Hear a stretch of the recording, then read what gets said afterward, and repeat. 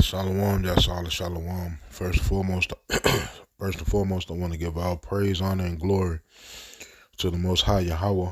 I do so in the name of His only begotten Son, Yahweh Shai. Double honors to the apostles and elders of Yahshua Allah. Kol Holoyim La Yahweh Bahasham Yahweh Shai Bahasham Harakakodash for blessing our elders with the spirit of truth so that we may know. Shout out to the Akim and the Akwaf that's keeping the faith in the work. Shall keep at it. It's your brother Abaya coming at you with more precepts.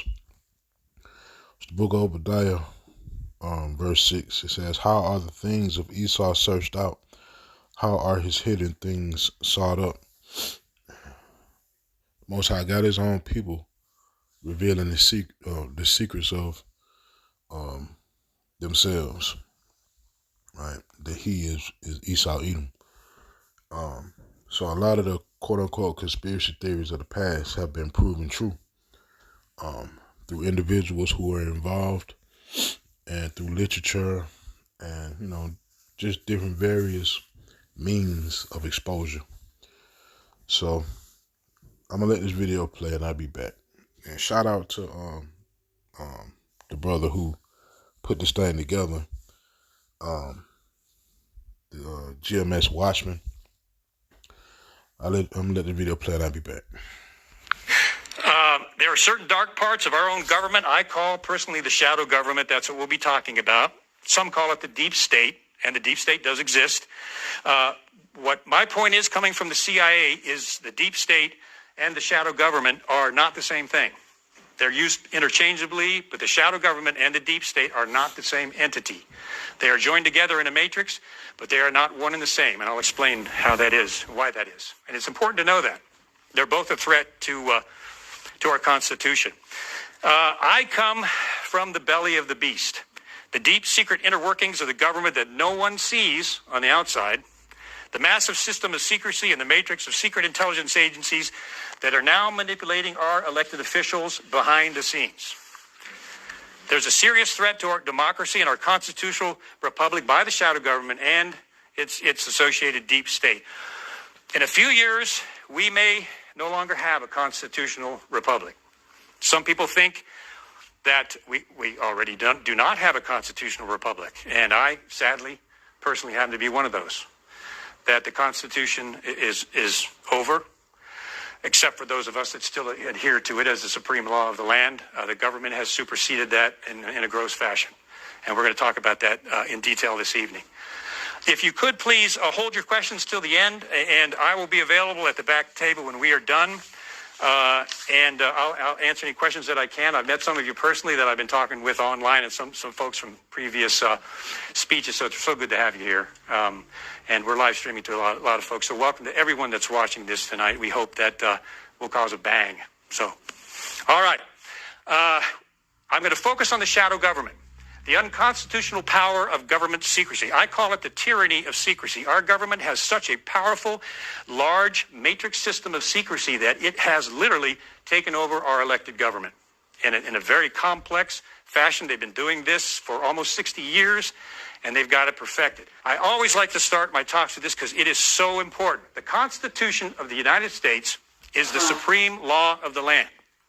It's not a document of philosophy. It's not a written piece of ideology that's just a nice way for a country to do business or an ideology to follow. The Constitution of the United States is the supreme law of the land. It supersedes the entire criminal justice system that we have underneath it. And that's important to understand because if someone violates the Constitution, they are breaking the law. It's a felony, okay? So if the government or any government agency violates the Constitution, like the Fourth Amendment, for example, they're breaking the law. That's a felony. That applies to citizens, and it applies to the government also.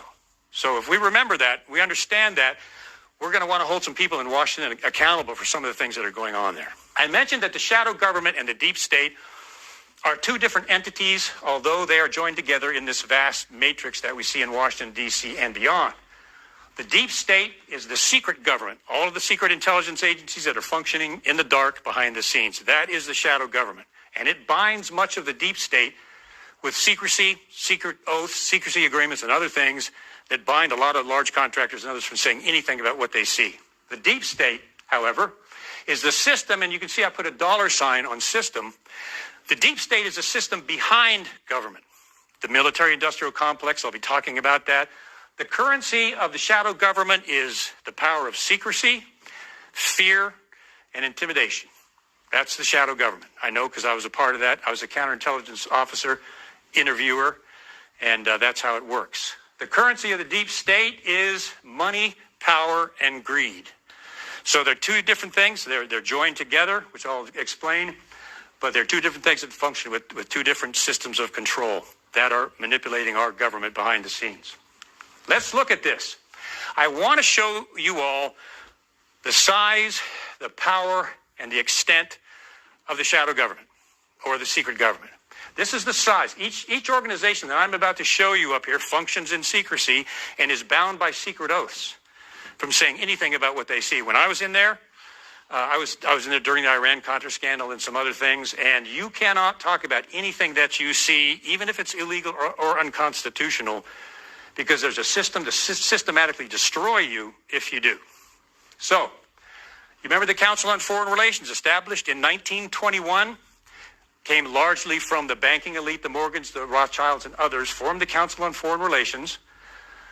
Council on Foreign Relations, eventually, with the same members of the CFR, created the CIA. I think 21 CIA directors have all been members of the Council on Foreign Relations.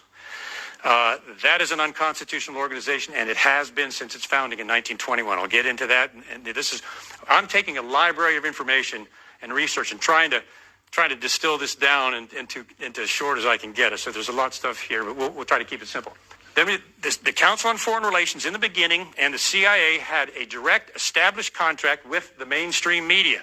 Philip and Catherine Graham of the Washington Post were members of the Council on Foreign Relations and directly connected to the CIA and directly connected to the CIA and CFR's program of pumping information into the news media for propaganda of the American people.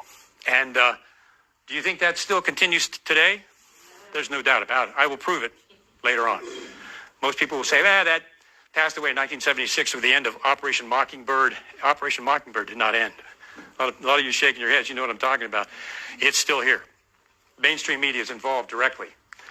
Then you've got, of course, our beloved NSA. I know a couple of senior NSA whistleblowers. We tend to be friends when you're doing what we do because it's a small circle of riskies. And they've got a lot of things to say about NSA domestic surveillance and spying. So the NSA was created not by Congress, but via executive order outside of the Constitution, which most people don't know. It's got the Foreign Intelligence Surveillance Act, or the FISA Court, which is a secret Supreme Court that functions outside of Congress and outside of the American people, and nobody knows what it does except grant warrants to domestically spy on U.S. citizens, which it has done in a gross fashion, as most of us know, with the NSA domestic surveillance program. More on that later. Silicon Valley now is directly connected to NSA. That's the way that the government does it. The CIA and the NSA, they approach Silicon Valley companies. I was in a military-industrial complex. I was a program manager. They are always looking for big multi-million-dollar contracts. That's how you survive. That's how you stay alive. So the NSA, the CIA comes to them and says, hey, we got a $5-10 million contract. You sign up, we'll give this to you, and you can hook into Yahoo and Google and everybody else. And, it's worth, in this case, about $500 million total. So your average program manager says, I'll take it, and they sign up. What the CIA and the NSA do then, because I executed thousands of these, they make you sign the piece of paper. Okay, you got this multi-million-dollar contract, but you cannot have access to anything until you sign the secrecy oath or the secrecy agreement with the CIA and NSA, which threatens you with administrative action, termination, or prison. If you mention anything connected with that operation, you can go to jail or worse. That's how they do it. Joint Special Operations Command is the president's, people don't know this exists, it's the president's private army. The president of the United States can send the secret JSOC out into any country, and I think they're out there right now, into any country to conduct a special secret operation against that group of people to neutralize or whatever needs to be done in secret. That's the JSOC. The Director of National Intelligence, 17 federal agencies made up of tens of thousands of people are engaged in the shadow or secret government. 17 different intelligence agencies are part of the shadow government. It's massive. I'll show you the size here in a moment. Department of Homeland Security has its own secret branches. Department of State has its own secret branches. You remember when Secretary Hillary Clinton secretly ran guns into Libya, Benghazi, without anybody knowing about it, without Congress knowing about it? Those guns were given to the Free Syrian Army in Benghazi and eventually up outside of Syria. The Free Syrian Army, claiming to be moderate Islamic rebels, many of them morphed into, guess who? ISIS. ISIS is now using U.S. tanks, U.S. weapons, and trained U.S. fighters, some of which they got some of the weapons from Iraq when we bailed out of Iraq. But a lot of ISIS branched out of the Free Syrian Army, and they have a lot of our weapons that they're using that we sent over there. That was conducted in secret. Did anybody here vote for that? All right, so notice all of these different entities that the higher-ups have in place that secretly operates in this world. All right, I'm saying that to say, if you in this truth and you real life believe that everybody around you is sincere, and you believe that you flying under the radar, you are sadly mistaken. They got all us on some list somewhere, and you know the list I'm talking about for real. All right. But Scripture tells us to be circumspect. Anybody here vote for arming the Free Syrian Army in Syria with weapons? I don't see any hands. I never do, because we didn't. We didn't even know what was going on. That is the shadow government. Defense Intelligence Agency, another branch of intelligence, were actually caught setting up a program to gain informants inside the United States to have U.S. citizens spy on other U.S. citizens. They were caught by Congress. The program was shut down. They were directly involved in the torture program, which was more than waterboarding, by the way. People died. It was a lot worse than just pouring water on people's heads.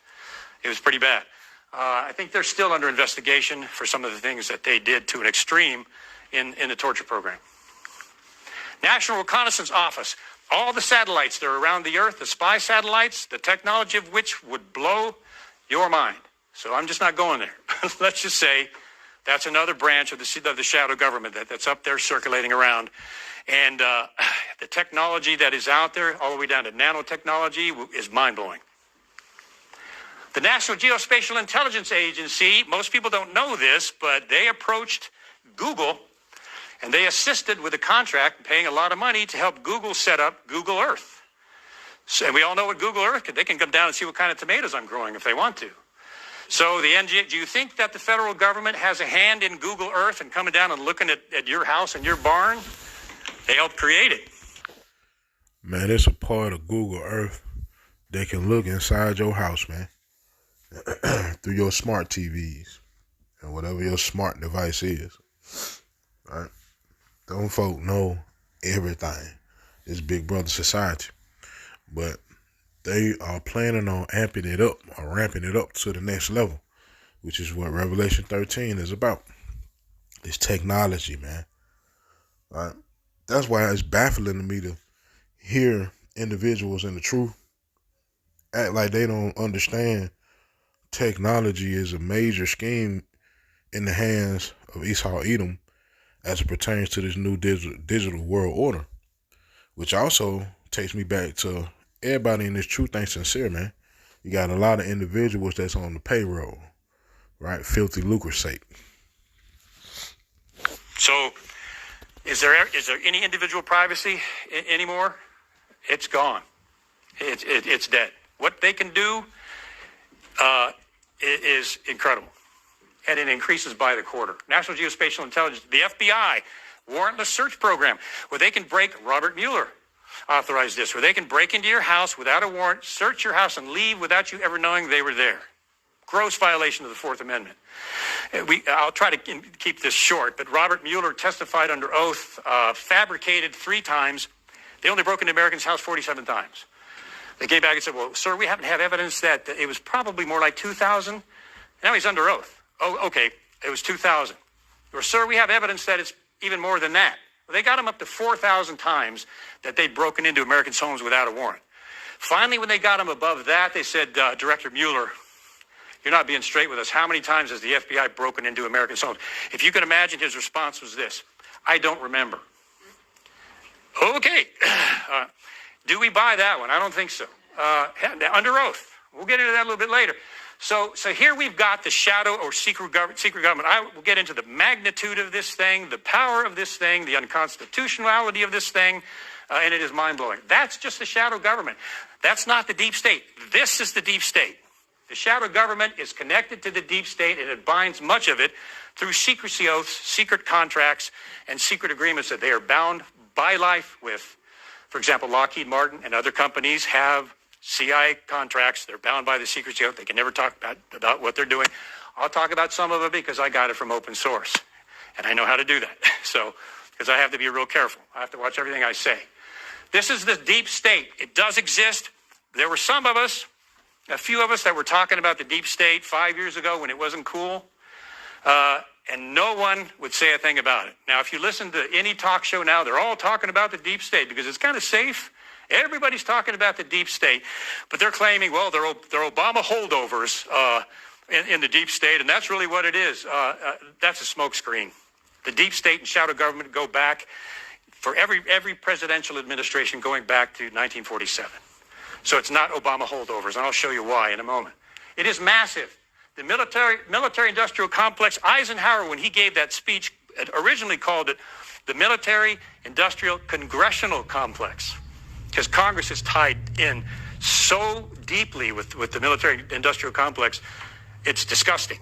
But they convinced him to take Congress out of the military-industrial complex speech that he gave. Congress was very much involved in the military complex and the deep state, and you'll see in a moment why they promise us one thing and then they vote on something exactly opposite.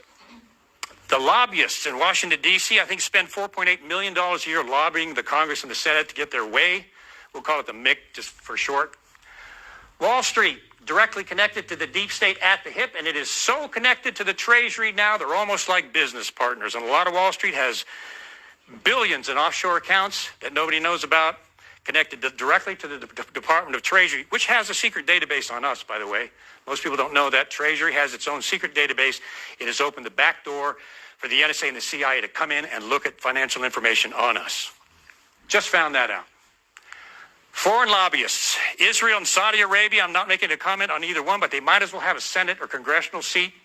The amount of power and influence they have over our elected officials is phenomenal. And the millions and millions of dollars that they contribute is also phenomenal. Defense contractors bound by the deep state, intelligence contractors. I will get into these. There's something that I call the secret intelligence complex, industrial complex. We've got the military industrial complex. We've got the secret intelligence industrial complex, just as big, just as powerful, nobody knows about. We'll talk about that. The Federal Reserve. You could call this the economic shadow government. If anybody has studied the Federal Reserve, my gosh. And when you know how that thing operates and what it's doing, it took the freedom, the constitutional freedom economic of Americans away in 1913, that far back. It is run by international bankers in secret. It is not a federal agency. It is a private bank made up of international banks that run our entire economic policy. So this is an economic shadow government all by itself. But it's more of a part of the deep state because it's economic. From the Council on Foreign Relations came the International Monetary Fund and the World Bank. Do you see globalism happening here? You mentioned the New World Order, and everybody freaks out. It's a conspiracy theory. And you will just set that aside because there is a global economic order with these going on right now outside of our Constitution, running American economics now. You want to call it the New World Order. You want to call it the globalist order. You want to call it what Susan Rice and Barack Obama called it, the new international world order. You can call it whatever you want. I call it the new digital world order. All right? Revelation 13. Straight like that. But this global order exists, and it is running our country. More on that coming up. Now, I tried my level best to distill all these volumes of things down to try to make it simple how this happened.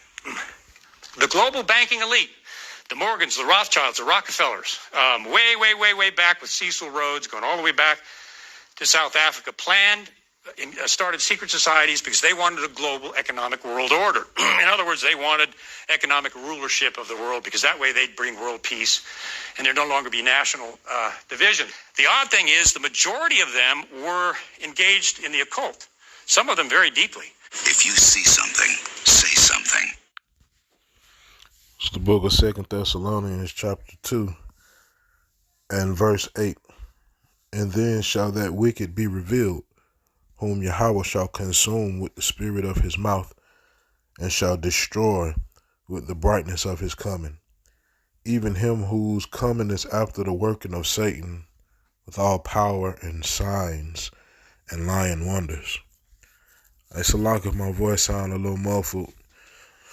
You may not be able to hear me clearly because I'm a bit ill, but still got to do this work if at all possible. And so I ended with that, man. Yahweh Shem Yahweh Shah these precepts in this video were edifying. Call Haloyam La Yahweh Bahasham Yahweh Shai Bahasham Haraka Kodash Shalom Yashar Allah.